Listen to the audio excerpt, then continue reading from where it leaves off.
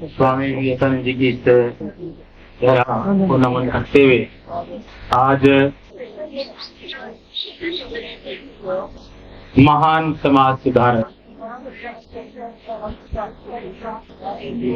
हमारे देश की वो महान हस्ती जिसने समाज के अंदर इतना बड़ा सुधार किया, और उस सुधार की सबसे बड़ी झलक अगर आपने कहीं देखी है तो आज हम सब के रूप में कि अनेक जातियों के हम सभी लोग इतने प्रेम और हर्ष और उल्लास के साथ महान विभूति की 135वीं जयंती मना रहे हैं। संविधान के निर्माता भारत रत्न बाबा साहब भीमराव अम्बेडकर को 135वीं जयंती के ऊपर समस्त खेतड़ी वासियों को, पूरे प्रदेश वासियों को और देशवासियों को हार्दिक शुभकामनाएं। बाबा साहब के श्री चरणों में कोटि कोटि नमन। साथ ही साथ शिक्षा के अलग जगाने वाले महात्मा ज्योतिबा फूले, माता सावित्रीबाई फूले और हमारे देश के वे समस्त महान विभूतियां जिन्होंने इस राष्ट्र के निर्माण में, इस राष्ट्र की एकता और अखंडता को बनाए रखने के लिए और इस राष्ट्र के हर उस नागरिक को एक अच्छा इंसान बनाने के लिए वो सारे प्रयास किए हैं। आज उन सबको हम याद करें और उनके श्री चरणों में नमन करें। बाबा साहब हमारे देश के लिए एक धरोहर है। सम्मानित साथियों, आज हिंदुस्तान ही नहीं, विश्व के 44 देश और संपूर्ण विश्व बाबा साहब की जयंती मना रहा। इस संसार सागर में इतना बड़ा नाम शायद कोई दूसरा नहीं जितना डॉक्टर भीमराव अम्बेडकर का नाम। सम्मानित साथियों, आप लोगों ने हर साल की भांति इस बार भी बाबा साहब की जयंती को हर्ष और उल्लास के साथ मनाने के लिए खिचड़ी की इस पावन धरा पे बने हमारे इस आशियाने पे तो छोटे से बुलावे से पधारे।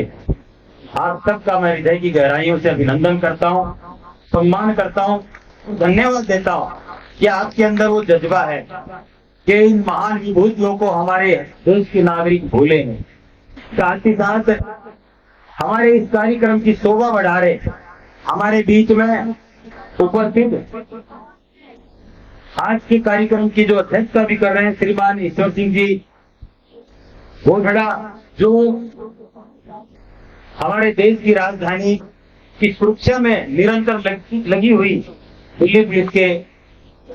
सिपाही हैं, थानेदार के पद से उन्होंने सेवानिवृत्ति ली है और आज खिचड़ी की सेवा निरंतर कर रहे हैं। थानेदार जी और उस व्यक्ति के साथ खड़े हैं जो संकट में है और जिस व्यक्ति ने खिचड़ी के साथ साथ हमारे राष्ट्र के निर्माण में अपनी अहम भूमिका निभाई, वो सबके सब लोग बड़े सम्मान के योग्य हैं। इसी कड़ी में हमारे बीच में श्री बाबूलाल जी सैनी, हमारे युवा साथी और होनहार वक्ता भाई हरविंदर जी खिचड़ी के पार्षद हैं, भाई गोकुल जी मेहरडा, जयसिंह जी सैनी जो उप सरपंच हैं बवाई से, रामदेव जी तोंदा, फारूक जी ताल, जयप्रकाश जी यादव सिंगला, मूलचंद जी पदेवा, बाबूलाल जी लगड़िया, रामस्वरूप जी गोखड़ा, रमेश जी सैनी मोड़ी, जंगल जी डोसी, सीताराम जी त्यागी मुकुंदपुरा, मोहन जी खन्ना खेतड़ी, उमराव जी पपूर्णा, सुरेश जी कुमावत खेतड़ी, भावीराम जी खेतड़ी, राजेश जी कृष्णापुर, प्रकाश जी खेतड़ी, राधेश्याम जी खेतड़ी, लीलाराम जी खेतड़ी, राजेश जी गुजर, लक्ष्मीराम जी सैनी, डोगर बावड़ी और हमारे अनेक साथी जो मेरे सामने बैठे हैं, उन सभी को मैं हृदय से आभार व्यक्त करता हूं कि आप लोगों ने इस पूरे प्रोग्राम की शोभा बढ़ाई। साथ ही साथ हमारे कोचिंग के वो सारे अध्यापकगण, मैनेजमेंट, कोऑर्डिनेटर और समस्त छात्र छात्राएं, आप लोगों ने पूरे प्रोग्राम के दौरान एक से एक बाबा साहब के जीवन चरित्र से जुड़े हुए अनेक प्रकार के गानों की प्रस्तुतियां दी, भाषणों की प्रस्तुतियां दी और सच्ची श्रद्धांजलि, सच्चे भाव के साथ बाबा साहब के जीवन में जो जो उन्होंने समाज को सुधारने में, हमारे देश के निर्माण में और संविधान को बनाने में जो योगदान दिया, हमारे नन्हे नन्हे बच्चों ने, बहनी बहनों ने एक शानदार प्रस्तुति के साथ हमारे बीच में रखा। मैं चाहता हूं कि इनके लिए आप शानदार जोरदार तालियां बजाएं, इन बच्चों का हौसला बढ़ाएं। सम्मानित साथियों, बाबा साहब वो शख्सियत थी इन्होंने आज से 135 साल पहले मध्य प्रदेश, जो हमारे देश का मध्य का राज्य है, उसके बड़े ही फेमस शहर इंदौर के पास में मऊ में 14 अप्रैल 1891 में जन्म लिया। बाबा साहब एक सामान्य परिवार के अंदर, यूं कहें कि एक निर्धन परिवार के अंदर उन्होंने जन्म लिया और उनके जन्म के साथ ही सबसे बड़ा अगर कोई प्रसन्न चिन्ह उनके ऊपर लग गया तो वो लगा एक अछूत जाता। जन्म के साथ इस महान विभूति ने वो सारी चीजों को सहन किया। सम्मानित साथियों, आज हम जिस युग में जी रहे हैं, इस युग को बदलने वाले लोगों को आज हम याद कर रहे हैं और उनमें सबसे बड़ा नाम डॉक्टर भीमराव अम्बेडकर का है, जिन्होंने इस प्रकार की कठिनाइयों से अपने आप को न कि शिक्षित किया बल्कि इस लायक बनाया। आप एक बार विचार करके देखिए, कल्पना करके देखिए कि 135 साल पहले का भारत क्या था, जहां छुआछूत, जाति पाति, धर्म के नाम पे भेदभाव, जातियों के नाम पे भेदभाव, बोलचाल के ऊपर रोक टोक, हमारी अभिव्यक्ति की स्वतंत्रता तो कहीं दूर दूर तक नजर नहीं आती। आज हमारे ये जो लोकतंत्र के चौथे स्तंभ हैं, हमारी अभिव्यक्ति की स्वतंत्रता को तुरंत प्रभाव से आपके बीच में रख देते हैं और आज हम सब लोग मिलकर इनका भी सम्मान करते हैं। लेकिन आपको ये विदित होना चाहिए कि 135 साल पहले ऐसी कोई संस्कृति नहीं और इसी हिंदुस्तान के अंदर बाबा साहब ने जन्म लिया और जन्म के साथ ही जैसे जैसे वो बाल्यावस्था से अपनी पढ़ाई को पूरा किया, उन्होंने तो छोटी सी उम्र के अंदर अनेक प्रकार के संघर्षों को करते हुए न कि कानून की शिक्षा प्राप्त की, अनेक प्रकार की डिग्रियां जिनमें अर्थशास्त्र की और न जाने कितनी सारी शिक्षाएं बाबा साहब ने अर्जित की और सभी के साथ बाबा साहब के जीवन से जुड़ी हुई ऐसी ऐसी चीजें हैं जो आपके बीच में हमारे पूर्व वक्ताओं ने कई सारी बातें रखी हैं। मैं सिर्फ आपको इतना बताना चाहता हूं कि उन्होंने अपने जीवन में कुछ ऐसी फेमस किताबें भी लिखी हैं जिनको आज के युग के युवाओं को और हम सबको पढ़ना चाहिए। जिनमें से कुछ ऐसी बुक्स हैं जो जाति का विनाश, जो हमारा समाज जातियों के अंदर विभक्त है, अनेक प्रकार की विभिन्न जातियों में हम लोग बटे हुए हैं, उनके ऊपर उन्होंने एक शानदार पुस्तक लिखी कि इंसान जन्म लेता है इंसान के रूप में और जैसे ही वो बाहर सांस लेता है और उसकी पहली सांस के साथ ये लिख दिया जाता है कि ये नीच है, ये उच्च जाति का है, या अगड़ा है, ये पिछड़ा। सम्मानित साथियों, इस प्रकार की भावना और इस प्रकार की सोच कभी भी हमारे राष्ट्र का निर्माण नहीं कर सकती, कभी भी हम लोगों को आगे नहीं बढ़ा सकती। मैं आपसे कहूंगा कि बाबा साहब की इस पुस्तक के साथ साथ अपने विचारों का भी शुद्धिकरण करें और हमेशा अपने साथ रहने वाले, अपने साथ पढ़ने वाले, हमारे साथ बसने वाले लोगों के साथ कभी भी ऊंच नीच का भेदभाव न करें, किसी जाति पाति का भेदभाव जीवन में न करें। और जहां कहीं भी इस प्रकार की चीजें आप घटित होते हुए देखते हैं तो उनका पुरजोर विरोध करें। अगर आप विरोध नहीं करते हैं और मुक्त बन के बैठे रहते हैं तो आप बाबा साहब को नहीं मानते हो, नहीं उनको सच्चे श्रद्धा सुमन करते हो। एक एक चीज जो आज बाबा साहब ने अपने जीवन में संघर्ष के रूप में बिताई और हम लोगों के लिए वही एक बुनियाद बन गई, उसी बुनियाद की बातें मैं आपके बीच में कर रहा हूँ। सम्मानित साथियों, इस महान विभूति ने शिक्षा को इतना बड़ा हथियार बनाया। आप सोच के देखो कि बाबा साहब खुद अपने श्रीमुख से कहते थे कि जो शिक्षा रूपी शेरनी का दूध पिएगा वो धाड़ेगा, आज कौन ऐसा व्यक्ति है जो शिक्षित है और वो दबाव में रहना पसंद करता है, वो इन सब चीजों को स्वीकार कर सकता है? बिल्कुल नहीं करता। जो इंसान शिक्षित बन गया वो आपकी बात को रखेगा और उस मंच से रखेगा जहां उसे मौका मिलेगा, वो अपने हर बात को पूरी करेगा। और यही वो शिक्षा की ताकत है। और इसी शिक्षा को सबसे बड़ा हथियार बना के आज आपके बीच में खिचड़ी में विद्यार्थी कोचिंग कराते हैं। मेरी एकमात्र भावना यही है कि पूरे खिचड़ी के हर उस बच्चे को, जिसके माँ बाप निर्धन से भी निर्धन है, उनको यह एहसास नहीं होना चाहिए कि मेरी गरीबी मेरे बच्चों की पढ़ाई में आड़े आ रही है। और इसी भावना के साथ बाबा साहब को सच्ची श्रद्धांजलि, सच्ची भावना और सच्चे कोटि कोटि नमन करते हुए मैंने ये शिक्षा के मंदिर खोले। सम्मानित साथियों, अगर ये भाव जीवन में नहीं होता तो मैं शिक्षा पे इतना जोर नहीं देता। लेकिन जब जब आप मुझे सुनते हैं, मैं ये कहता हूँ कि अगर जीवन में कोई बदलाव का सबसे बड़ा साधन है तो वो शिक्षा ही है। और यही इन बच्चों से निरंतर कहता आया हूँ कि आपके जीवन को अगर संवारना है, सुधारना है, आपके माँ बाप के जीवन स्थिति को सुधारना है और उनके सपनों को साकार करना है, तो इसके लिए आपको कड़ी मेहनत करनी पड़ेगी। और इस मेहनत और लगन का कोई सानी नहीं है। जब जिस दिन आप नौकरी लग जाओगे, जिस दिन आप सरकारी पद पे आसीन हो जाओगे, आपके साथ साथ आपके माँ बाप का भी सम्मान होगा। इसका सबसे बड़ा उदाहरण हमारे सावरमल जी की बेटी प्रीति है, जिसने अभी अभी हमारे देश की सर्वोच्च सेवा IAS में अपना स्थान पक्का किया। और सावरमल जी और उनकी धर्मपत्नी जो हमारे बीच में थे, अभी हम सब लोगों ने मिलकर उनका सम्मान किया, क्योंकि उनकी बेटी प्रीति IAS बनी है। यही मैं आप सबसे कहना चाहता हूँ, जो मेरी नौजवान बहनें बैठी हैं, मेरे भाई बैठे हैं, तो इतनी दूर जाके बैठने से पार नहीं पड़ने वाली। मैदान में रहोगे तो लोग जानेंगे और उसके पीछे रहोगे तो गुमनामी में खो जाओगे। सम्मानित साथियों,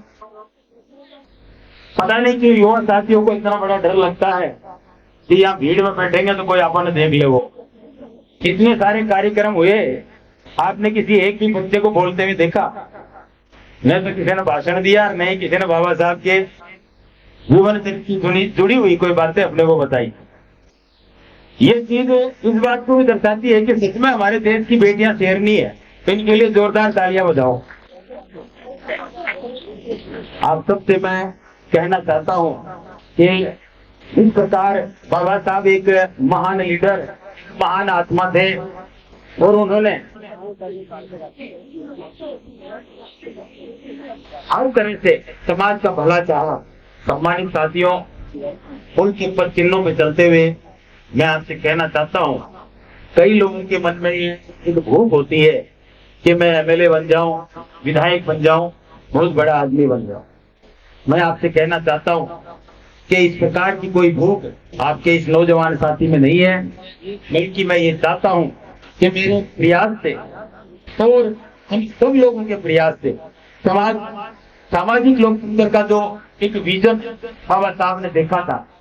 हम सभी समाजों का एक संगठन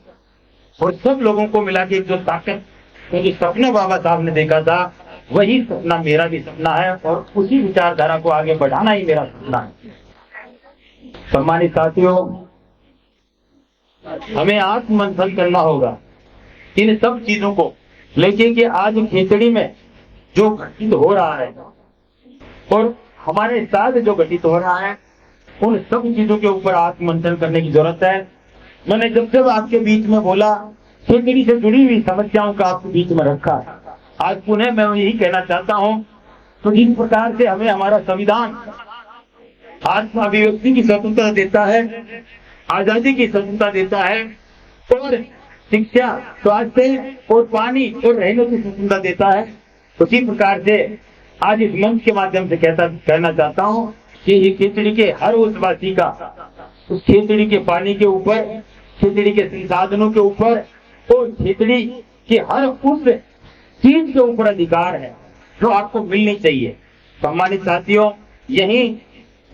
हमारे साथ में सबसे बड़ा भेदभाव हो रहा और इस भेदभाव को मिटाने के लिए हमने इस क्षेत्र में कदम रखा कि खिचड़ी के उस आदमी की भी सुनवाई हो जिसको आज तक किसी ने नहीं पूछा, और इसी भावना के साथ आप सब लोग जब देखते हैं कि हम छोटे से भी किसी भी कार्यक्रम के अंदर एकत्रित होते हैं तो हमने सबसे ज्यादा जोर इसी चीज पे दिया है कि खेतड़ी वासियों को मुफ्त शिक्षा, मुफ्त स्वास्थ्य सेवाएं और साथ में पानी की और रहने की भी व्यवस्था फ्री मिले और साथ ही साथ जो युवा साथी है उनके रोजगार की व्यवस्था। सम्मानित साथियों, हमारे यहाँ के राजनेता जो दिन भर लोकार्पण करने में लगे रहते हैं, नए नए पत्थर लगाते रहते हैं, साथ ही साथ भाषण देते रहते हैं, मैं उनको इस मंच के माध्यम से कहना चाहता हूँ कि खेतड़ी का जनमानस जिस दिन जाग जाएगा उस दिन इस क्रांति का रूप आप स्वयं देखेंगे और इसे पूरी की पूरी झलक को जगाने के लिए आप लोगों के बीच में निरंतर हम कड़ी से कड़ी जोड़ने का काम कर रहे हैं। भाइयों, आप सब लोगों ने जब जब खेतड़ी के अंदर कोई व्यवस्था परिवर्तन करने की बात चली है, एकजुटता का परिचय दिया है और यही खेतड़ी वासियों के लिए सबसे बड़ी बात है। चीज को लेकर मैं सदैव आपका आभारी हूँ, यही हूँ कि आपको जब पुकार गया आप सब लोग एकजुट होके आगे बढ़े। मैं सब लोगों से यही कहना चाहूंगा कि हमारे क्षेत्र के अंदर इस प्रकार भ्रष्टाचार और क्षेत्र के अंदर फैली हुई आपराधिक प्रवृत्तियों को रोकने के लिए संपूर्ण क्षेत्रवासियों को एकत्रित होना है और संगठित होकर इन चीजों का पुरजोर विरोध करना है। साथियों, बाबा साहब के युग को याद करो, जब वो अकेले थे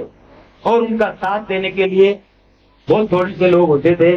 लेकिन उन्होंने कभी भी अपना हौसला गिरने नहीं दिया और इसी बात का परिचय है कि आज हम महान विभूति को याद करते हैं। और सदाई एक ही चीज पे उन्होंने जोर दिया कि शिक्षित बन के संगठन के रूप में संगठित रहोगे और संघर्ष करते रहोगे तो मंजिल आपके पास है, मंजिल आपसे दूर नहीं। ये मूल मंत्र है, ये कोई साधारण बातें नहीं है। शिक्षा के साथ इंसान को सोचने समझने का विवेक मिल जाता है और संगठन में वो ताकत चले कि एक मुट्ठी ताकत के रूप में जानी जाती है और खुल जाए तो वो खाक है और बंद मुट्ठी लाद के खुल गई तो खाक है। तो यही चीज है सम्मानित साथियों, एक आवाज के साथ खेतड़ीवासी सबके सब एकत्रित हो और जहाँ कहीं भी अन्याय देखते हैं, जहाँ कहीं भी हम लोग संविधान का उल्लंघन देखते हैं, जहाँ कहीं भी कानून व्यवस्था की स्थिति को खराब होता देखते हैं, जहाँ कहीं भी हम अपने किसी गरीब साथी को प्रताड़ित होता देखते हैं, किसी को जातिवाद के ऊपर कोई आदमी प्रताड़ित करता है, कोई ऐसा कृत्य देखते हैं, कोई छुआछूत करता है, तो उनका हम लोग पुरजोर विरोध करें। सम्मानित साथियों, आज जिस युग में हम लोग जी रहे हैं वह सिर्फ और सिर्फ आर्थिक युग है। इस आर्थिक युग के अंदर अगर रोजगार के साधन की समानता के आधार पर नहीं होंगे तो भी हमारे राष्ट्र का, हमारे क्षेत्र का स्थान नहीं हो सकता है। और ये सबसे बड़ी डिमांड है। आज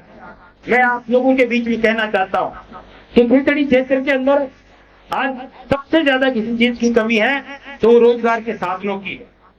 मुझसे इन नौजवान साथियों को, इन बहनों को मैं देखता रहता हूँ कि रोजगार के तलाश में हमारे क्षेत्र से दूर जाके इनको आज प्राइवेट नौकरियां करनी पड़ रही हैं। आपने कभी सोचा है कि हमारे क्षेत्र से ये पलायन क्यों है? इसके पीछे सबसे बड़ी अगर कोई कारण है, कोई वजह है तो वो राजनीति है। हमारे क्षेत्र के राजनेताओं ने खेतड़ी का शोषण किया है, खेतड़ी वासियों का शोषण किया है। खेतड़ी के भविष्य से जुड़ी हुई जो बुनियादी चीजें हैं जो रोजगार के रूप में होनी चाहिए वो उनके ऊपर कभी भी विचार नहीं किया। आप लोग विचार करिए और इन चीजों को, इन मूलभूत आवश्यकता की चीजों को खेतड़ी के अंदर स्थापित करने का लक्ष्य लेके हम लोग आगे बढ़े। मैं आपको विश्वास के साथ कहना चाहता हूँ कि आप लोगों ने जिस प्रकार से 2023 में मेरे हाथ में फूल किए, इसी हौसले के साथ मैं आगे बढ़ रहा हूँ और आपका आशीर्वाद और सहयोग मेरे साथ रहा तो वो दिन दूर नहीं जब लोग खेतड़ी की बातें करेंगे, खेतड़ी को याद करेंगे, खेतड़ी को हमेशा इस बात के लिए जानेंगे कि एजुकेशन के मामले में खेतड़ी को देखो, रोजगार के संसाधनों के रूप में खेतड़ी को देखो। सम्मानित साथियों, यहाँ अपार संभावनाएं, चाहे वो टूरिज्म को देख लो या खनिज संपदा के रूप में देख लो, या यहाँ के बच्चे एक से एक होनहार बच्चे हैं, जिनका उदाहरण आपको हर बार आईएएस में कोई ना कोई चयनित होता है खिचड़ी क्षेत्र से।